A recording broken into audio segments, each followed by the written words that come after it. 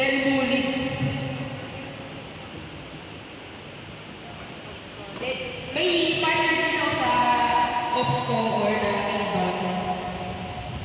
Yung sumanik po sa nila, ako yung pagiging partner ni defense na inbound o kanina tawagin DJ.